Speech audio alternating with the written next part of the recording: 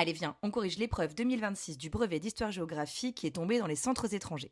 L'exercice 1 sur 15 points, c'est-à-dire l'analyse des documents, était en géographie sur le chapitre La France et l'Union européenne et la France et l'Europe dans le monde. Il y avait 2 documents analysés, un texte, puis une carte. Il y avait 5 questions, 2 pour le premier document, 1 pour le document 2, puis 2 pour les 2 documents. Pour la première question, il fallait recopier un passage du texte qui précisait la localisation de la région Indo-Pacifique. Je vous encourage toujours à bien numéroter les lignes du texte pour mieux vous retrouver. Et à la ligne 2, on avait la vaste région Indo-Pacifique qui s'étend des côtes orientales de l'Afrique à l'Océanie et couvre l'océan Indien et l'océan Pacifique. Pour la question 2, on attendait 2 éléments mais une réponse courte. Il fallait justifier la phrase soulignée, la France est sans conteste une puissance de l'Indo-Pacifique. Et là, vous aviez près de 90% de sa ZEE, la deuxième plus grande au monde, et juste au-dessus, vous aviez les territoires d'outre-mer situés dans les 2 océans, sur lesquels vivent 1,5 million de Français. Pour la question 3, il fallait s'appuyer sur le document 2 et il fallait montrer que par leur localisation, les territoires ultramarins contribuent à la présence de la France dans le monde. On pouvait donc montrer qu'il y avait une présence sur tous les océans du fait des territoires ultramarins qui sont répartis dans l'Atlantique, le Pacifique, l'océan Indien et même l'Antarctique.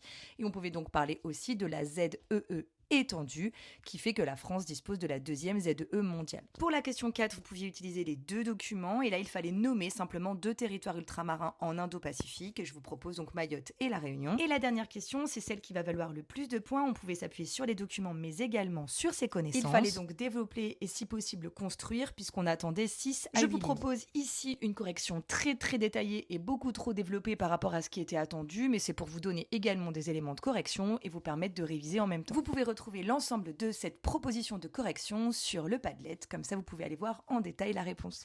Voilà, j'espère que cette correction t'a été utile, n'hésite pas à poser tes questions en commentaire et je te dis bon courage pour lundi.